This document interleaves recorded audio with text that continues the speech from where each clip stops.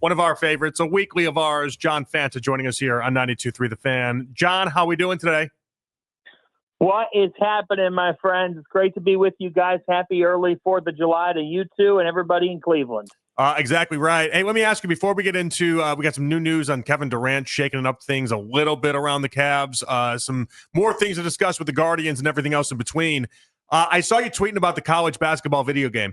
Has it ever crossed your mind that you could be the voice of a video game? A college basketball video game's got to have you involved in some way. I don't know if the NBA 2K games where they have all the breaking news reporters or something. There's got to be some involvement of you in that game. But does it ever cross your mind that one day you'll likely be the voice of a video game? Oh man, yeah. Well, then my wife just said, "Hey, can you go change another diaper?" And quickly that vision and dream, JP and Spencer gets cut away by reality. You know what though? I'll tell you this: in real time, people always say, "Hey, have you ever thought about? Have you ever?" I will say, when the news dropped yesterday that EA Sports or 2K or both are developing a college basketball video game, this is what you have a representation for. Immediately, I got a text, from my agent who said, "Hey, just know that I've already put your name out there, and we'll see what we can do." So to put it, love that. I mean, that would be the coolest thing ever. I say that with total and absolute humility. That and you guys know this, because you work in the same field. We never quote fanboy too much.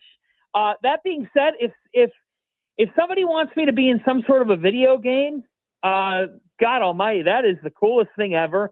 And I just hope whatever the video game figure looks like, that it gets me from my good side. I just love that you're in the mix, John. I needed you in the mix. Yeah, that's exciting. I love that you're in the mix. You should be. I would love that. That we just broke some news. You never know. We'll see. Oh, never say never. I got no news other than yes, I would love to be included. Who wouldn't want to be included in a video game? Yeah, I mean, we all would. Yeah. At some point, maybe you can just make them, just force in a creative player with my name, image, and likeness, and we can make the game a lot cheaper for him, John. I'll tell you that much. Hey, guys, there's this new big man in College Hoops 2028. Nick Wilson is a dominant center. Wait a minute, guys. Wilson got in trouble off campus last week. He's suspended for the next 3 games. That sounds about right. That sounds how that would go. John, joining us here on the North Olmsted Chrysler Jeep Dodge Ram Hotline. All right, I'm going to play a couple clips for you, okay, John? Because this is now, it's broken within the last half hour or so I don't know what you've heard and what you haven't heard. We actually, it's gone off so recently, we ourselves have not even had a chance to react to it. But Kevin Durant was on LeBron James' podcast. He does this podcast with Steve Nash. And so the three of them got talking about Darius Garland and 6'2" and under guards. We'll start with Nash, and then we'll work our way to Durant. Here we go. Darius Garland, he's an amazing basketball player. I think his value right now, we don't talk about him as just amazing, because the era, if he played in any other era, I think he would have been his value would be through the roof. Yeah. He's that skilled, he's water bug, he's got every shot, he can play make. But there's an era where it's okay, we also have to help that dude out defensively all the time. Yeah, I mean, that's an example for me, because he's such a good basketball player. Which sounds nice. That sounds like a complimentary thing. But then Durant got to talking, and this is what Durant had to say. He is, and it's but the defensive side of the ball is where people will attack him. Mm-hmm. If you want a chance to beat the Cleveland Cavaliers, you are going at Darius Garland most of the time on the defensive side. All right, what do you make of that with Durant there? Well, I think it's factual. I mean, that's why I on this show have said that if there's a player out of the core 4 that I would look at moving, it is Garland, because he is undersized. But more importantly, it doesn't fit all the way with Donovan Mitchell. I think that there's got to be a bigger guard in place with Donovan Mitchell. Darius Garland's value, and I know that the injury creates some hurdles, guys, but Darius Garland's value coming off of this past season will have never been greater than what it is right now. You'd have to be willing to deal with him coming off of an injury, but it's not something that, this isn't an ACL or something that's going to severely hold him back going forward. So if you're going to acquire value, you have to trade it. You have to be willing to take an educated risk when you make a move. Now, I know that there's been rumblings today saying, the core four is not going anywhere and that the Cavs are going to continue on with what they've been doing. I respect that. I get it. Kobe Altman and Mike Gansey have built this thing out. And the fact is that this team did win 64 games. But I don't disagree with Kevin Durant. Is he being harsh? Yes. I might be called harsh on this show. And I've said on the morning show as well, I've disagreed with somebody over there in a friendly way, that I don't think that Garland is the answer to winning a championship. We're not talking about winning 64 games. We're not talking about winning a playoff series or 2 playoff series. The Cleveland Cavaliers are supposed to go into next season thinking about one thing: winning it all. And I do not believe that they are in the tier A on paper to win it all, because I have not been able to trust Darius Garland on the playoff stage. If you say back to me, that's unfair, he was hurt. Here's what I will say back to that. You better be damn right come next June, because the worst thing you can do is say, we're going to stay status quo and we believe in what we've got. And, Lonzo Ball's not that. If you think, well, that's not status quo, they made a change. Come on. I mean, it's a complimentary piece. If you stay status quo in any league and you don't reach the goal that is supposed to be very realistic, being late to acknowledge the reality can diminish the value in what you're able to do. That's just plain and simple the fact. Am I being harsh? Maybe I am. Because I'm looking at it from the lens of the Cavs should be looking for a parade next summer, not to win 2 series. John, along those lines, as you talk about winning a title and going all in for it, there has been LeBron hysteria the last couple of days with all the reporting out of him picking up his player option and opting in. And he knows the Lakers are prioritizing the future, but he also wants to win and all these different things. And that always seems to necessitate a conversation about whether or not LeBron should come back to Cleveland. If it was up to you, John, as you sit here and talk to us about they got to be all in, they got to make changes, they got to go try to win a championship, would you be open to trying to bring LeBron back to Cleveland if he requested a trade? Would I be open? Of course. Because Donovan Mitchell, LeBron James, and Evan Mobley, with some shooting, is going to win it all. It provided that, knock on wood, provided everybody's healthy. It gets them over the top. LeBron James is still performing at a very high level. And for those who think otherwise, you're not watching. This is not, I saw somebody yesterday say, well, he could take a pay cut and be on the move. Well, yeah, if he were on one leg and he were just trying to have a swan song being the 5th or 6th best player on a team, go with a Jordan Wizards thing. This is not bad. He's still one of the best players in the game. Is he top 5 today in 2025? I don't know. Probably not. Because just by virtue of guys are younger, guys are more productive over a longer span of time within the season. But are you telling me in the playoffs? Are you telling me in the postseason that you're going to go against that guy in the wine and gold and Donovan Mitchell, and if they were able to hang on to Mobley and all this, and they got some 3-point shooting, come on. You asked me if he's open to it. Do I think it's realistic? My answer would be no. I don't think it's truly realistic. But the question wasn't if I thought it was realistic or not.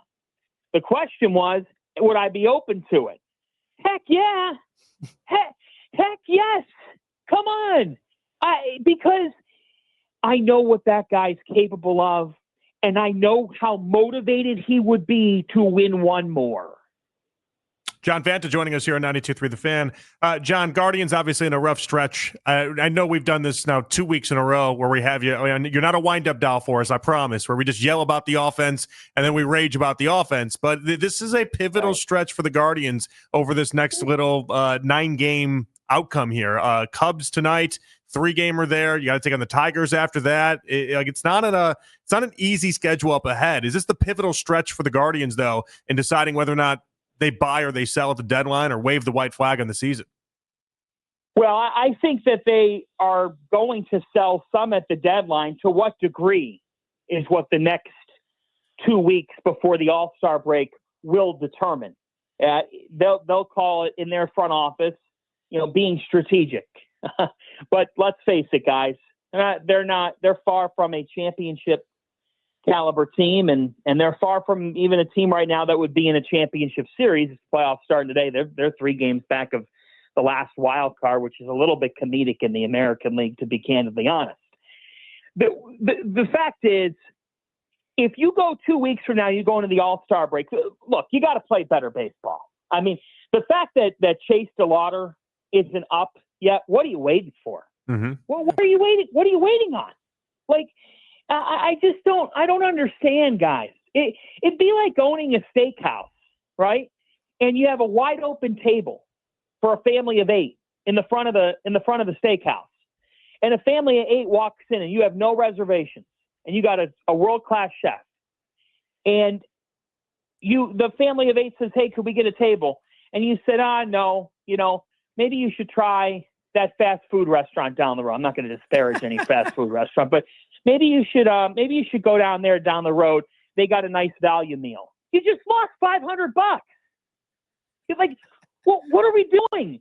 And if you come back to me and say right now, we don't know if he's out, who cares?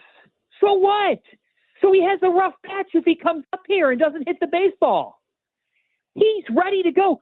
Do not tell me that the alternative is going a lot better than what Chase DeLauter would bring. It can't get any worse. This offense stinks. It stinks. Mm-hmm. They have more than half their lineup is 4A hitters. It's Matt Laporta's and Luis Valbuena territory. This is the worst offense they've had, in my humble opinion, since Manny Acta was managing in Cleveland. It's been a long time since they've been this poor offensively. And they even had some years where they made the playoffs and they were not a good offensive team. But this team, the month of June was a disaster, an absolute disaster, where the pitching was the 7th best ERA in the league in June. Yeah. You're over-relying on your pitching. They have to change some things up. They got to put it together, and it's got to start right now. And when you say, oh, well, it's a tough week, you know what? Right now, the Guardians the way they've been playing, they wouldn't beat anybody. You got to figure it out right here, right now. Hope that off day and a trip to Wrigley, get out of Cleveland, because Lord knows that didn't help, and put some better baseball together, man. John, along those lines, and with all those grievances in mind that I think we all share with this team right now, would you say that the Guardians have wasted Jose Ramirez? No, I don't subscribe to that, because they made the ALCS last year. And I've said this before, guys. I wish they had done something more in the off season. But when you look at the climate of baseball, and the third wild card on both sides has created a bit of a dilemma. That's why I actually think the Guardians, this might sound like a loser mentality, because I'm Mr., go for it, right? The third wild card right now in the American League is it's so far away from the level of the top tier teams in a 5 or 7 game series, in my opinion. I know you want to get in, and in 2023, the Diamondbacks and the Rangers both ended up making it to the World Series, and it was kind of a quirky year. And I argued that a couple weeks ago. But what I would say is, I don't want to paint the false reality here. This team is who they are. As rewarding as last year was, is as frustrating as this season has been. And I think that's the part that stinks. But I do think, and maybe you guys will have some sort of a take off of this going forward, but this is my opinion. Mm-hmm. I think, you know, it's the dog days of summer, and this baseball team is playing some pretty poor baseball. So then what happens is we get into a vacuum because there's nothing else going on. And we say, well, now we try to go super big picture on baseball when we're reacting day to day. And look, the day to day for the Guardians has been bad. But they've been to the postseason 6 of the last 9 years. And in 2017, I know it's a little bit of a ways away, they did make some transactions that said, hey, we're going to go for it. Last year, the transactions, the moves that they made, Lane Thomas ended up having the biggest hit of the season. So the point is, though, that third wild card is adding a lot of clutter across the league. And so the problem is the trade deadline's not like you might have another deadline where it's not as active because these organizations don't know what to do because they don't want to send the wrong message to their fans too and sell everything off. Whereas if the Guardians continue to go downhill for their future and to make the most of what's remaining of the Ramirez era, the irony is they might be best served by selling some assets off and saying, here's how we do this in 2026. Because this is bad. Chris Antonetti, to me, everyone's like, people are really going off the deep end. I do think these guys can be afforded a year like this, a bad year. And you have to say this cannot happen again. You just have to say it. You have to come back next season with him. But when you've been to the playoffs, the amount that you've been with Jose, and you've had the teams you've had and the pitching you've had, I don't think that they have just wasted Jose Ramirez. I don't believe that. John, fantastic stuff as always. Appreciate the insight, and we'll catch up with you next week. Thanks, Thank John. you. Appreciate you guys. Happy 4th, Cleveland.